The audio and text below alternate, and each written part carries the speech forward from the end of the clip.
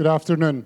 My name is Marc. I'm a member of the Managing Board of the World Economic Forum and head of the new center we established in San Francisco on the Fourth Industrial Revolution.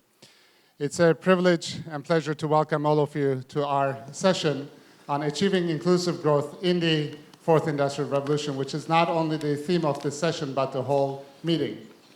As we know, the Fourth Industrial Revolution is impacting every aspect of life, from business to society to government, and even to who we are and our own identity. But as we move forward in the Fourth Industrial Revolution, we cannot leave people behind. And achieving inclusive growth is essential just to make sure that everybody participates in the benefits of the Fourth Industrial Revolution. And also we minimize the downside of it. And our distinguished panelists will discuss that today. This is the reason why the World Economic Forum decided to open a center dedicated to this topic in San Francisco.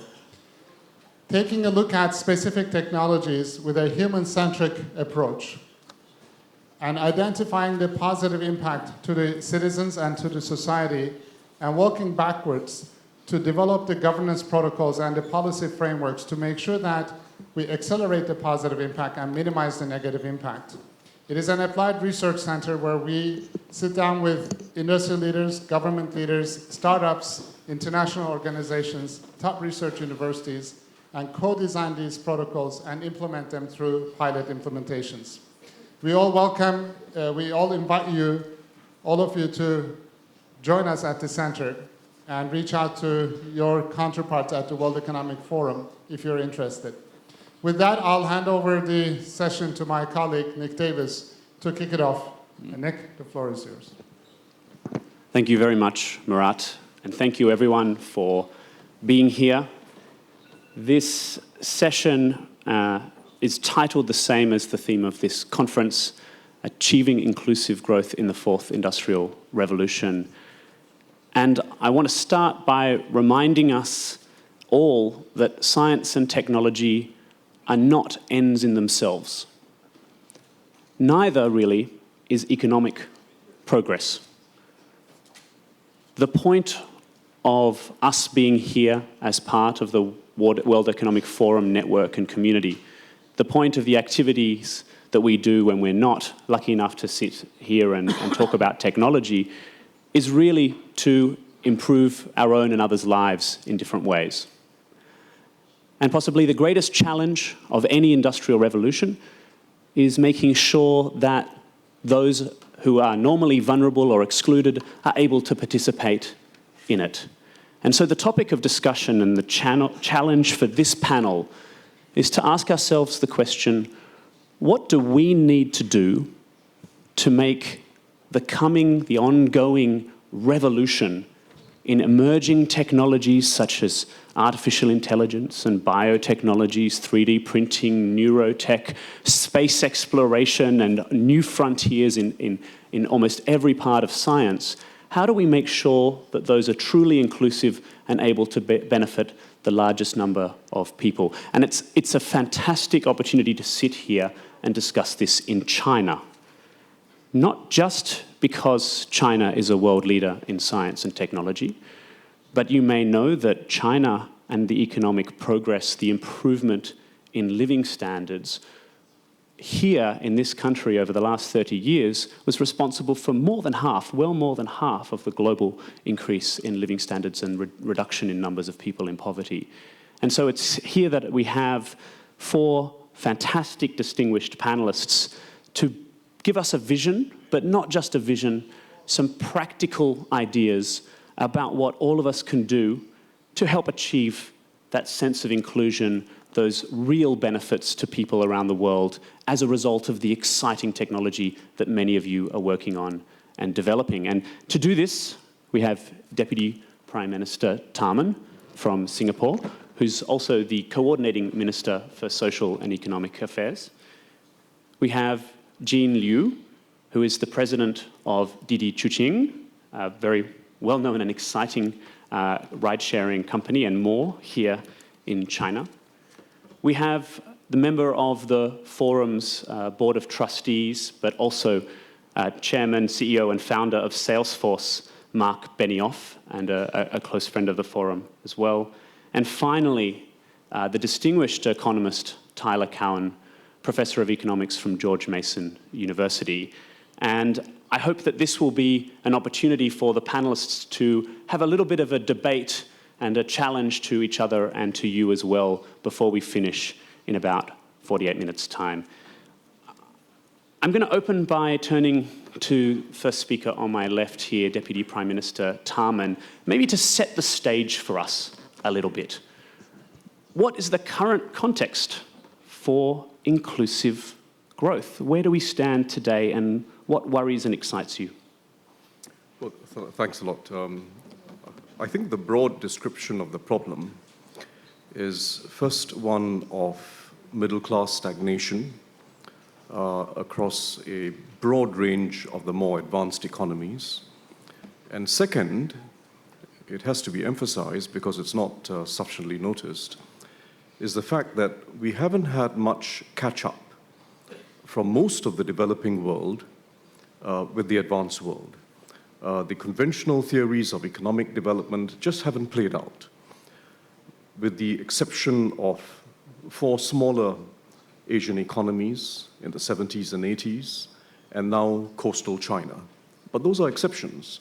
If you look at Africa, if you look at the broad swath of South Asia, if you look at Latin America, there's been very little movement relative to the frontier. Let's say if you look at American levels of productivity and incomes, and if you look at what's happened since the 60s till now, there's been very little movement, very little convergence from less developed in the direction of, or in catching up with the most developed. Globalization, national economies just haven't played out in the way they should. The source of the problem, we know for the first issue of middle-class stagnation, is weak productivity growth. And that's something which economists on the left and right would agree on, that if you don't have sustained uplift of productivity growth, we're not going to get an uplift of median incomes or incomes of the broad middle. That, I think we agree on. The source of that problem is that we actually don't have that much disruption happening in our economies. Despite all that's said about Google and Facebook and the latest developments in AI, the spread of new technologies isn't that wide. The internet may appear to be everywhere, but it's not really used that intensively. And most new technologies escape the large, small, and medium enterprise sector of most economies, and they escape whole sectors, apart from a few leaders in each sector. So the diffusion of new technologies has not been rapid, and large parts of the advanced economies, in fact, most economies, don't have enough disruption. So we need more disruption. Second problem, the lack of catch-up and lack of convergence, I would say, also reflects a lack of globalization. In fact, most of Africa, most of South Asia, most of Latin America is not inserted in the global economy. They are inserted within semi-protected economies, or they're just not part of a market economy. So we need more disruption, more technological innovation, and more globalization, a little contrary to what some of the magazine articles will tell us. But it's only going to work if we have more activist social strategies as well, which is a domestic policy imperative.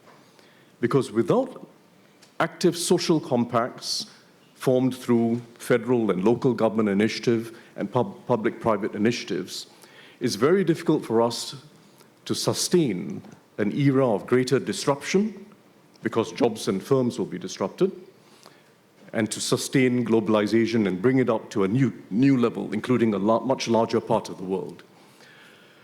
And I think that the interesting story coming out of the last few years, when you think of activist social policies, it's not just traditional redistribution, about 1% against 99 or 10 against 90, and how you go about redistributing. It's about the failure to regenerate towns and the failure to integrate neighborhoods in a whole range of countries. If you look at the Brexit vote, if you look at the US presidential elections last year, if you look at even voting patterns in Istanbul, Paris, Moscow, a whole range of places. Voting patterns are very different in the largest, most cosmopolitan cities compared to the suburbs, the smaller towns, and the countryside. Starkly different in Brexit, starkly different in the US presidential elections. And that's telling us something. We have to think about the local. We have to think about how we help local communities regenerate themselves. And the traditional methods of redistribution just don't do it. It has to be about specialization, has to be about capabilities, it has to be about communities of learning and communities of mutual help. Mm-hmm. And that works at a local level. It very rarely works at a continental scale economy or a national level. But it works at a local level because people know each other, you know who the employers are, the employers know who's in the community college or the universities or high schools. You can actually form a community of learning, a community of mutual help. And far more attention in social policy, federal and local, across a whole range of countries has to be paid to these local factors, regenerating communities, because disruption will have to be part of life. Mm-hmm. If it's not part of life, we're going to get stuck at low productivity growth, and we're going to get stuck at incomes that just don't change from one generation to another, or start slipping, which is what's happened. Finally, just one quick point, because the biggest issue is really about the emerging world and the developing world and the lack of catch-up. And we have to think very hard there of how we use technology to make access to the modern world and to make access to global markets much easier and much cheaper for small enterprise and for individuals. And the good thing is that it can be done. Broadband can be put in place, high-speed broadband. Regulatory systems can be changed so as to protect incumbents less and encourage new players to come in, because competition is quite essential in the IT space and in the technology space generally. It's what promotes innovation. In fact, there's a long way to go in regulatory reform in a whole range of developing countries to be able to bring in new technologies faster, and the real beneficiary, we know who the losers are amongst incumbents, but the real beneficiary is a much broader swath of small players and individuals. And we have to make this move because the consequences are dire if we don't achieve this. It's not just about some countries being left behind. It's going to be consequences of a geopolitical nature. Mm-hmm. Mm-hmm. Thank you very much, Tharman. So taking us from the big picture context of the challenges facing us down to some of the innovations in policy, as well as the old tasks that we know that we still have yet to complete in economic policy as well on that. So, Jean, you are one of the disruptors that Tharman talked about there. And here in China, you have a grand vision for the sharing economy and mobility. Talk us through how your version of this fits into inclusivity and inclusive growth. Thank you. I totally agree with Deputy Prime Minister on disruption. I think we do need more disruption on technology and on business model.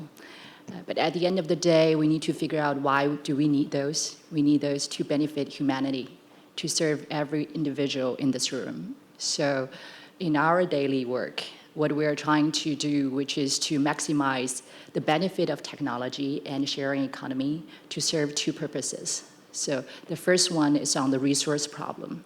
That's the problem that's facing all human beings right now on this planet.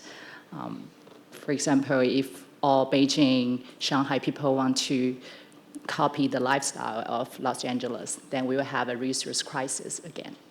So the sharing economy and the data science we are utilizing today is basically to improve the utilization rate of all the cars, of the road space, of all the energies. So that's the number one point. And I think without this new business model, we cannot imagine what will happen on resource.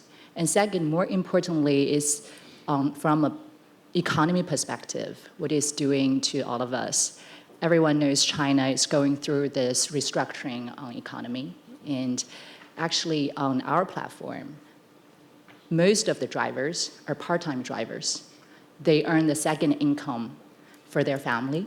So they are young graduates who haven't figured out what they want to do for their lifetime. Mm-hmm. They're stay-at-home moms. They are coal miners who will lose their jobs very soon. Right? And in our platform, we provide them dignity for life. For example, about 2 million drivers on our platform earn at least $30 a day. And if you do a math, monthly rate is 3 times of China's minimum wage. Mm-hmm.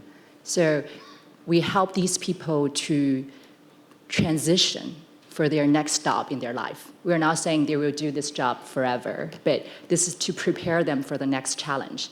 And from a bigger scale perspective, this is to prepare our economy for the next challenge. So it's not just serving as a landing cushion, it's also a launching pad for our economy. So that's what we're talking about these days. And just as a follow-up to this, you're also been involved in other parts of the sharing economy, and I know that OFO and Mobike and similar schemes have started to take this using the Internet of Things approach to sharing bicycles. How fast is the sharing economy growing in China? What's the potential here that you see to transform cities and to perform other tasks? It's huge. And after 5 years, we're a young company, very young company, but after 5 years, we provide 20 million rides on a daily basis, which is 2 times of the other markets adding up together.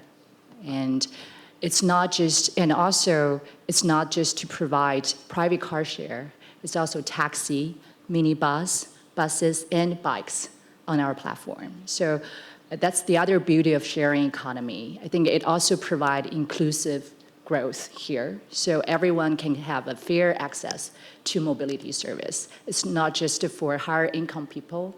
For lower income people can also have easier access to service they would like to enjoy. Thank you. Turning to Marc, we've talked a little bit about the macro contextual problems. We've talked about a set of technologies here building on digital in the sharing economy, touching on IoT. But the fourth industrial revolution is being driven by lots of exciting and some unknown and uncertain technologies. When you look from where you are in San Francisco out into the world of emerging technology, where do you see some areas that we need to be excited and dynamic about, and where are some areas that we maybe need to be worried about inclusion and thoughtful before they come out? Good. Okay, well, thanks, Nick. And first of all, let me reinforce what Marc said, which is that the World Economic Forum is building a very exciting new center in San Francisco in the Presidio, which is called the Center for the Fourth Industrial Revolution. It's based on many of the concepts that Nick wrote about in the books that you've seen published by the World Economic Forum with Klaus Schwab, and these incredible world-changing concepts in regards to technology and shifts that are going on. And there's so many exciting new technologies that are emerging both in the biological sciences, as you know, and also information technology. The biggest, shift on the technology side that we can see happening today is certainly artificial intelligence. And artificial intelligence is growing now at just a much faster rate than ever expected. And it's not just machine intelligence, it's not just machine learning, it's also deep learning and other really incredible new characteristics of artificial intelligence, including vision and object detection and others. But this idea that there's this broad new platform, which is what AI is, it's an incredible new platform that I think that if any of us were to start our companies over again, we would start with the AI as the platform and build up. Today, many of us are including now and building AI within our existing platforms. That's probably true of almost every company that I'm thinking of today that's in the mainstream.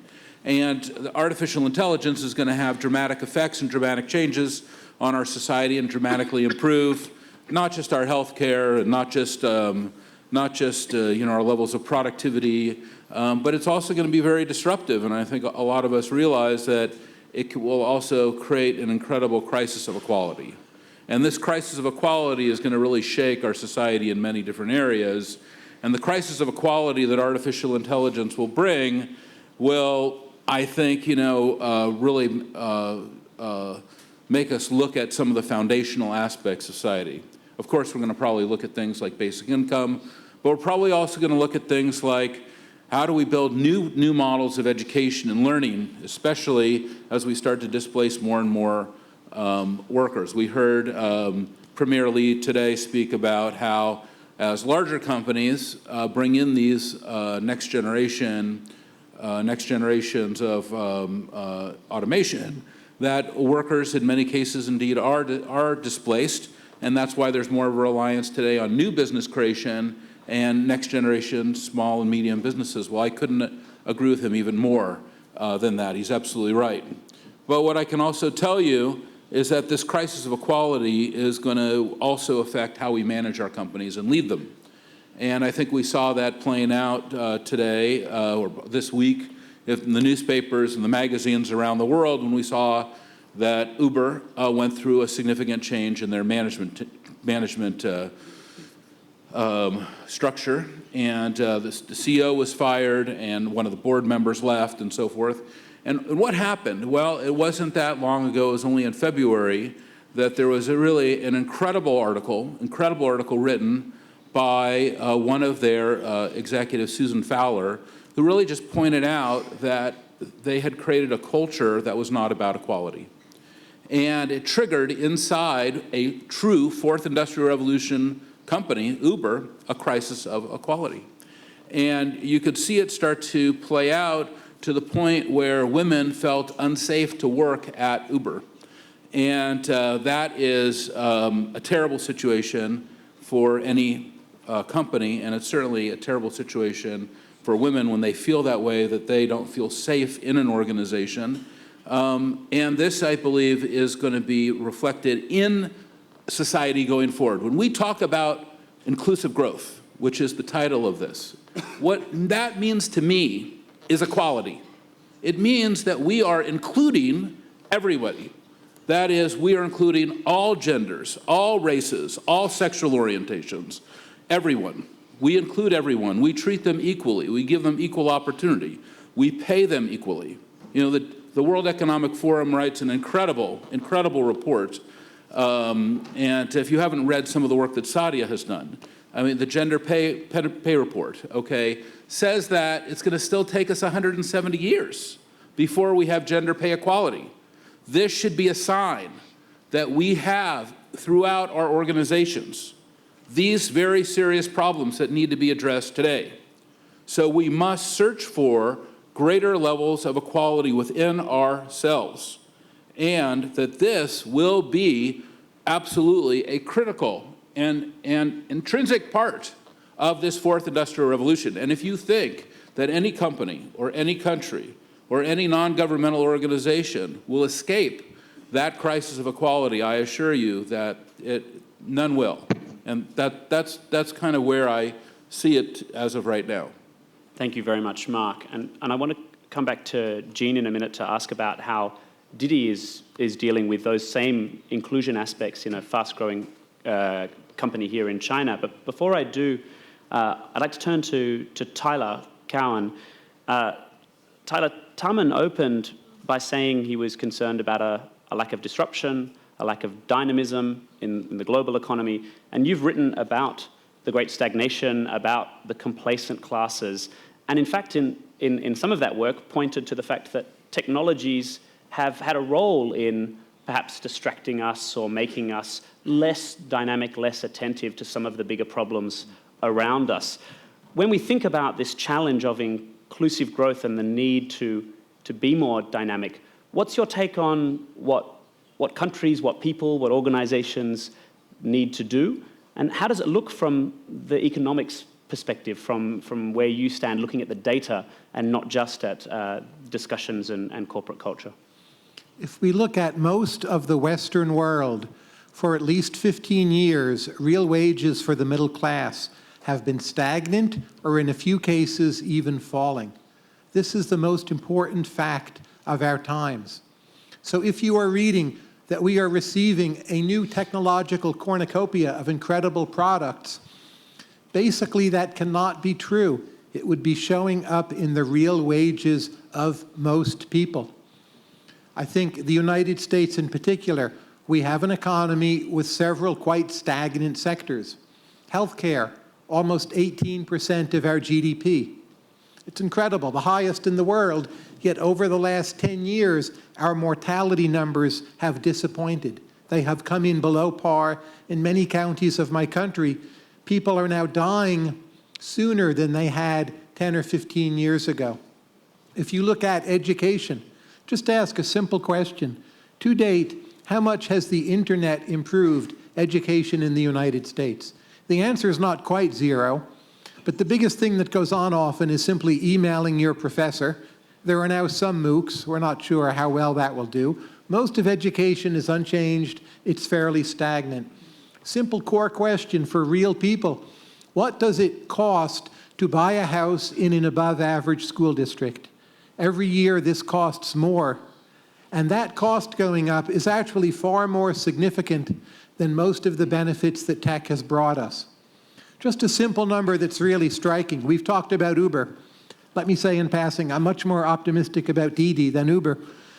But you look at Uber in the United States. Uber hired Steve Levitt, one of the most famous economists in the world, to do a study. What is the social benefit of Uber for each American on average?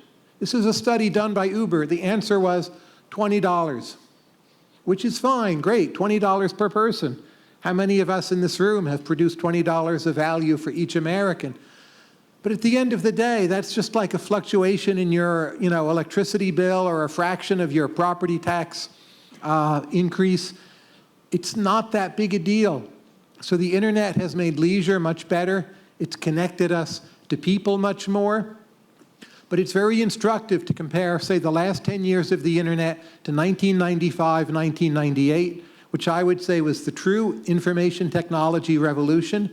In those years, IT was very powerful, and you see output going up at a rate of higher than 3% in most sectors of the American economy. Right now, we're doing more with information, but so much of our economy resists improvement. Or look at government. We don't even know how to measure the quality of government. What does that tell you, right? Is government working hard to get us a means to do so? I would say not. In my country and many other countries, in my opinion, the quality of government probably is declining.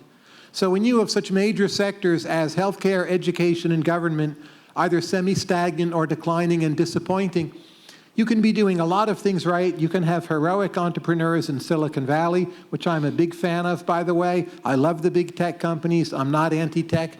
But GDP is a huge mountain. And to make a dent in that mountain and have a growth rate of 3%, it's much, much harder than people realize. And right now, we are not there. We need more disruption. We need more entrepreneurship. And as we heard from Singapore, we need it for the whole world. Service sector productivity is stagnant. Even in Singapore, they cannot really get it to increase. And that tells you something. It is a hard problem. Thank you, Tyler. So this is the problem we're faced with. And back to you, Jean, because you're at the heart of this in trying to move a mountain in many ways. What's your response to Tyler on this? Sure. I think the key topic we were talking about is being inclusive here, and it's actually our company's philosophy. And I also want to address the point Professor Cowen just made. A lot of people think for our industry, ride-sharing, we compete with taxis fiercely, for example. But actually, it's not. We consider our philosophy is we should be inclusive of each other, and both taxis and ride-sharing should be an alternative to private car sharing. That's a solution to the private car. If you think about China, which is the country I'm most familiar with, we have 150 million private car owners, I would say. Actually, we have 200 million cars and private cars. And if you assume every driver drives 1.5 times a day, that's maximum already, that's 300 million drivers. And in our vision, transportation in the long run will become, as a matter of fact, a service rather than a form of ownership. Right? When transportation becomes a service, we can liberate all these car owners. Then we can engage more taxi drivers and rideshare drivers together to work for people like all of us here. So that's, that's being inclusive here. That's the benefit of being inclusive here. And it also will do a very good impact, utilizing technology and based on sharing economy, and will serve all the humanities. And the second part on the diversity, I'm very glad Marc talked about it. I think we're a company that truly believes in diversity. First of all, we are trying to go global. A lot of people are talking about Uber. We also see global market is the future market. But our philosophy is we have to create customer value. It's not, we want to go global and we have to. It's if we can bring value to people there. And to bring value, we have to study very deeply on what local customers need. So we have to respect local diversity. And from a company's culture perspective, we also need to understand each employee, what's their insights, what's their inner growth driver. So for example, we have this women network, which I personally feel extremely passionate about. Didi has 50% women employees and about 40% of senior women executives. So for example, we talk about how women can develop career in our company, and we encourage all the moms and pregnant women to take one day off to work from home, actually, every week. So that's from a company's perspective and also from an economic perspective, how we look at inclusive and diversity. Perfect. So we're kind of orbiting around two of these important topics here, and I want to bring Tharman back in to maybe bring us down one more level and picking up on Tyler's point about this really need to do something, this urgent need to do something. And yes, in Singapore, so I'm sure you have many experiences about how reforming education, reforming government to develop more dynamism, but also transmitting that across the world in different ways is part of what you mentioned in the globalization of some of these ideas. You mentioned a few ideas before, but what are some practical examples that we can hook onto and maybe take back with us to our home cities or elsewhere to learn from and build on together? Well, I'd say a couple of things, and I say this not because Singapore's a model for the world in any sense, but it has worked in Singapore reasonably well, and there may be some interesting parallels with other cities. First, I think we have to reshape education and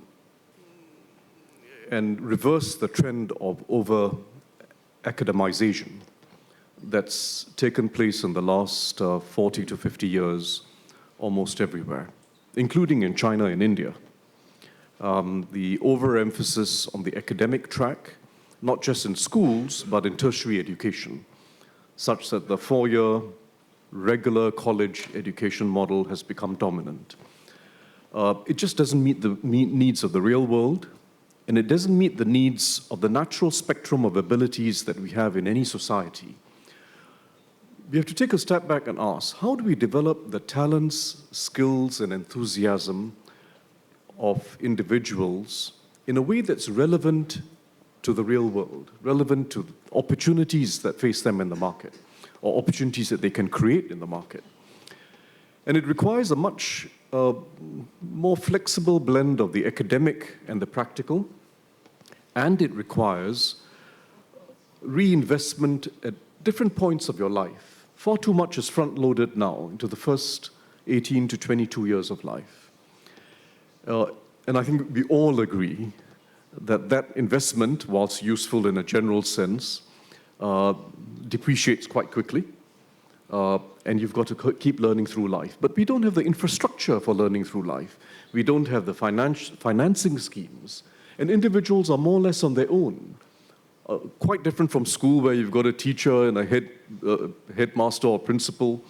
In fact, far too much management and shepherding that takes place in the early years. And then you're left on your own. You're left on your own once you're in adult life. We need more curation, more mentoring, more advice, and a lot of it can be done at a local community level. And we have to develop that system. Intermediaries, including intermediaries who are doing it for commercial reasons, who can help individuals shape their future learning. We need financing to be spread out from this take the over-concentration in the early years and spread it out more through life. So at regular intervals in life, people can learn. We're trying to do it in Singapore through what we call Skills Future. It's our most important social and economic initiative. It's not just economic, it's social. It's ultimately a more egalitarian way of developing people through life compared to the traditional forms of meritocracy, which take place largely in school systems. Marc, you've worked a lot in the San Francisco and Bay Area with schools and on the topic of education with Salesforce. What have you learned here about the opportunity for inclusion, particularly in the area of emerging technologies, around new forms of education? Well, I couldn't agree more with what my good friend from Singapore is talking about, and I hadn't heard the words over academicization. Is that what it is? I think I just said that. Yes. How do you say it? How do you pronounce it? I won't try it again. Okay. I can't pronounce it. But anyway, I love that. And I completely agree with that. And I think it's absolutely connected as well to my gentleman on my left who really talked about the crisis of growth. So, and I talked about the crisis of equality. And I'll try to start to weave these together and how they're related. So I think that, you know, when you start to look at what's going on, especially as these new technologies are coming in, and as I said, AI is kind of the mother of all technologies, you know, if you will, and I've also said that the speed of that is coming in is unprecedented. So you're going to get this kind of high levels of job displacement. Okay, and you're going to get increasing levels of productivity and efficiency. There's just no doubt about it, and that's going to further compound, I think, some of the points that you made very well. And what you're going to have to get to is really what you talked about, which I think was great, which is when you talk about skills future, easier to pronounce. One of the first things I did was certainly. I wanted to be able to impact our new administration in the United States as much as I could, and I went to Washington, D.C., and I challenged President Trump, and I said, look, my number one thing that I would like you to do is to focus on 5 million apprenticeships in the United States by 2020, and that really make apprenticeships a national goal. Now, of course, I thought that he would completely resonate with the word apprentice. So I knew I had a running start on that, okay? So, and in fact he did. He said, okay, I take your challenge, we'll go for this 5 million. And why I'm excited about that is because I think that as we get increasing levels of automation, that we have got to be ready to rapidly retrain people and give them these kinds of apprenticeships or these skills future, and traditional academic means is not going to be the answer. Now, to Nick's point, they better have solid read and writing capability that you would see like in K through 12. That the foundation and the fundamentals need to be there, but if those fundamentals are there, this opportunity to create apprenticeships, whether they're coming out of that K through 8 environment or out of the high school environment, or whether they're mature workers and they need to be retrained because their jobs have been replaced. We have got to be ready to have nationalized apprenticeship programs that are deeply integrated with the structures of our economy. And companies like mine, this is something that we are really focused on.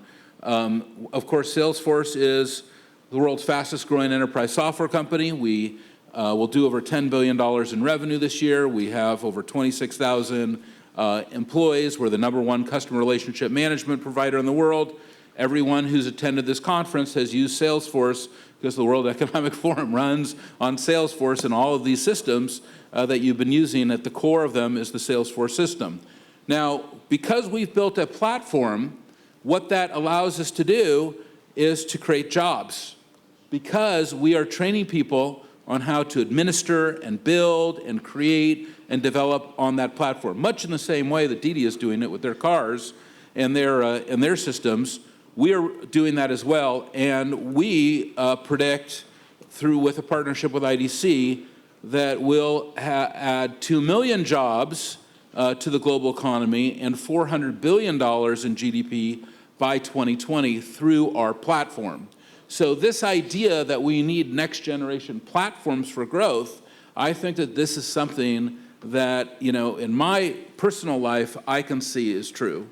And I think for Didi, it's also true. And I can probably give you dozens of examples of next generation technology companies that are able to take these tech companies, create platforms, create opportunities, not just to sell you an app for your phone, but to create something that's going to give employment and substance for people worldwide. And I think that that's going to be something that we're going to see. That said, I've also said before, I said it in Davos in January, and I'd love to hear the economist's view on this, which is basic income, I think, will become a part of a society, and also I'm sure you've thought about that as well, but that's a super controversial thing to say, that there's going to be some kind of basic income needed, but as we get these very, very high levels of automation through artificial intelligence, we're going to have to ask ourselves, are we going to provide basic income through our government? Well, it's a great topic to bring up with 11 minutes to go in the session, but and I do want to get Tyler's view on that. Tyler, I was going to actually ask you to build on this education element about the fact that you are an educator in multiple respects, also through your blog, Marginal Revolution and Marginal Revolution University, etc., and some vision there. But maybe you can give a 1-minute response, and I'll get the same from Jean and Tharman on basic income, because I think that's something where a lot of people are interested in the topic, and there's some very differing views from different sides on whether it's a good idea or not. What's your kind of 30-second to 60-second take on universal basic income? My country does not have the politics to support it, and since our politics seems to be getting worse, there's a lot of potential policy improvements I'm not optimistic about. In an ideal world, would you think it's an experiment worth taking? I would like to see it tried first in countries like New Zealand and Denmark and see how it goes. I think we don't know. Doing it small scale, we know works, but large scale, when all the norms change, we don't know. Jean, what do you think about this topic, particularly around automation in China? Sure. I would just give you an example. There's a young miner in our platform as a driver, and he has a rock and roll dream, but he works as a miner in Shanxi province. And because of his income keeps dropping every month, so he started to become our driver, so that he can drive around during daytime and also play rock and roll. He has a band. His dream is to come to Beijing. So, that's what we're trying to do here. We provide a second income to people like that. And he's a 5-star driver. So he's very good. He's on top of our driver list. So that's one example. We have many thousands, millions of examples like this. We're providing major or second income to a lot of people. There are 17 million drivers getting an income from our platform last year. Among all of them, 4 million are retired, laid off workers from coal miners, steel makers, or veteran. Right? So this is what we're trying to do. And back to the, the AI, because I think the origination of this topic is about AI and whether it will replace people's job. I think, first of all, we all understand that technology will deeply transform people's life, in many ways, and it's inevitable. But all we are here, I understand, is trying to figure out how do we face it and what's the decision we are going to make. But for our industry, the AI is intelligence driving, and it's already here. Assistant parking is part of it, right? It's to make driving more safely. And back to the base income point, my view is, we need to look at what's the potential market. That's why I talked about the private car ownership. We have a huge incremental market there, but good human service is always needed. So that's the relationship here. So the existing part will be provided by good human drivers, and the incremental part is to make driving safer. Right. Yeah. And I think that's a really important point when we talk about AI and automation, is that the benefits of that are not cost-saving benefits; they're lives saved. That's time that can be devoted to more productive activities. Tharman, on basic income. Well, I think, in all previous waves of technological innovation, going back 200 years or even the last 50 years, the jobs that were displaced have been more than made up for by new jobs being created, typically in a different sector, but sometimes in the same sector. The question is whether this time it'll be different. And to be honest, we don't know the answer to that. We don't know whether 20 or 25 years from now, intelligent machines and big data would have replaced more jobs than we are able to recreate to meet new demands. We just don't know the answer to that. But what we do between now and then will also shape the answer. If we introduce something like universal basic income soon, in preparation for a day which may not come, where there are not enough jobs, if we introduce it soon, we are more likely to end up in a situation where we don't have enough jobs for people. Now, this may seem a little paradoxical, but the basic impulse in public policy has to be from now right through the next decade and a half at least, to get as many people into jobs as possible, not to make it more comfortable for them to be out of a job. It has to be to get them into jobs. And the fact is the jobs are available. In every economy in the world, jobs are not being filled because of a lack of skills. Even in the United States, there are very large numbers of jobs that are going unfilled because of a lack of basic skills, middle skills, and of course the higher end skills. So that has to be our emphasis. If we make it too easy now for people to not have to get themselves trained, and we make it too easy on local politicians and entrepreneurs to not put some effort into training people up, we are more likely to end up in a situation 20, 25 years from now, where indeed people are less employable. So I'd say concentrate on the task we have from now until the next 20 years, and we are more likely then to end up in a situation where we do not have this very dire social vision, or where there are just not enough jobs for people. Very good. In the 5 minutes we have left, and unfortunately we don't have the opportunity to bring in the audience, but I know that this is a conversation that will continue and is continuing throughout this conference in all the other sessions.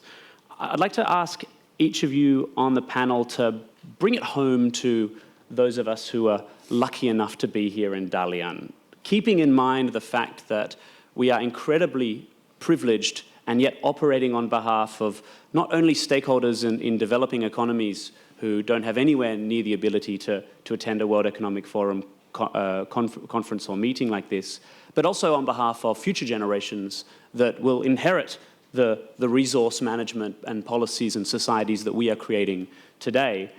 With that in mind, what do we do? How do we energize ourselves individually in our daily lives, leaving here today, going back to real life and the massive emails that is stacked up over 3 days, and think, how can we make the technologies we work with, the organizations we work in, more inclusive, create that positive social benefit, that community action that Tharman talked about.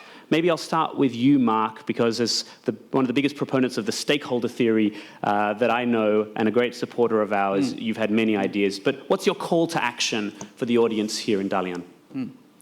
Well, I kind of touched on it, which is, and I mean, I can tell you what I'm doing, which is that I think that we all need to double down on our commitment to equality.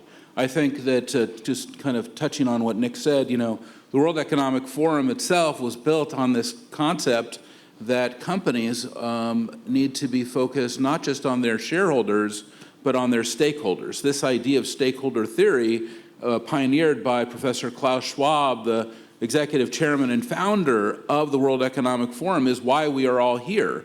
And stakeholder theory at its core, I think, is a theory about equality. That we, the leaders of society, have an obligation to look out for those who are less fortunate, whether they're the less educated or those who are being discriminated against, or those that have some type of situation that prevents them from having, and I'll come back to the topic, a title, inclusive growth. We need to include everybody. And I think that if we get focused on that and create the platforms to do that, we will continue to have and will have the best levels of success that we can.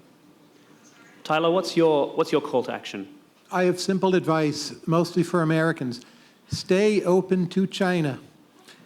How will we solve our digital divide? We will do it with super cheap Chinese smartphones.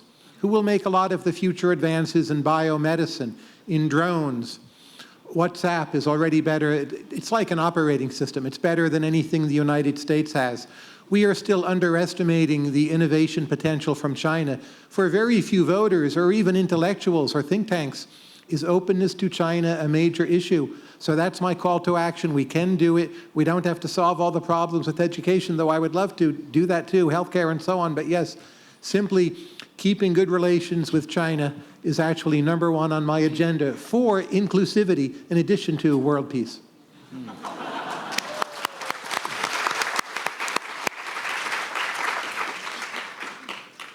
Jean.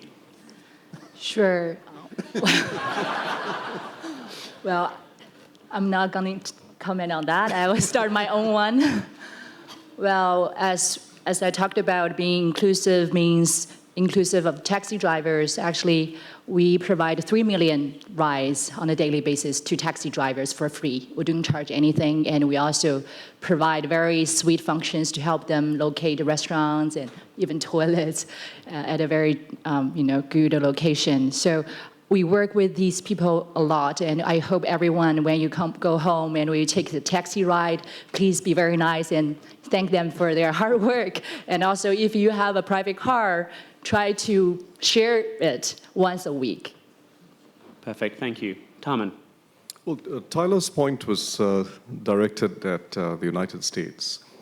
Let me make the point in another way, which is that what happens here in this part of China, Dalian, the northeast, or what they call the Dongbei region, is going to tell us a lot about the solutions for the future across the world.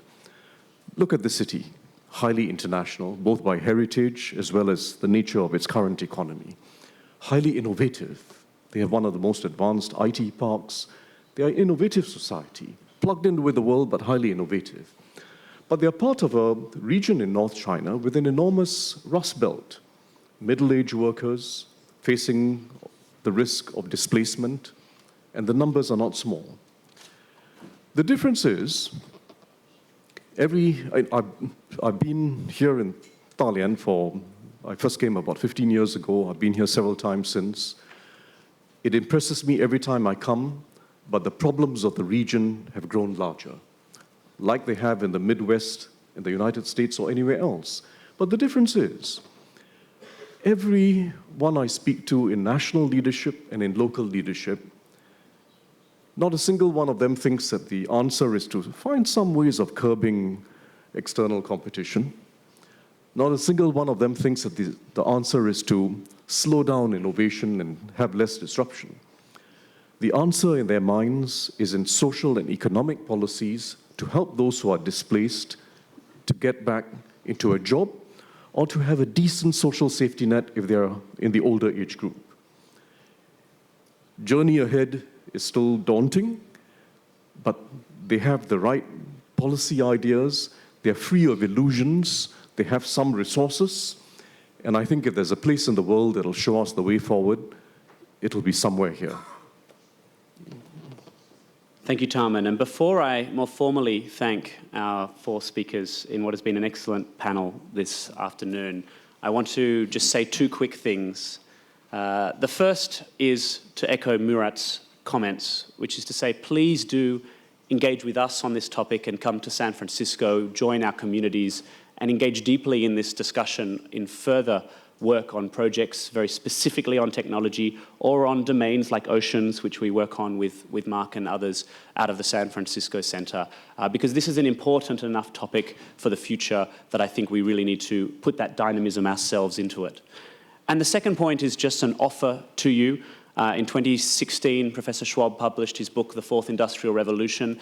There is a draft follow-up copy here, which will be available at the back of the room as you leave. There's also a PDF version on TopLink. The reason I show it is because it's in draft format so that you can tell us what else should be in here about the way that values and principles can improve the technologies that we're building and benefits all the lives of the stakeholders that we work on behalf of around the world. And with that, thank you for being a wonderful, supportive audience, and thank you to Deputy Prime Minister Tharman, Jean Liu, Marc Benioff, and my good friend Tyler Cowen. Thank you very much, everyone.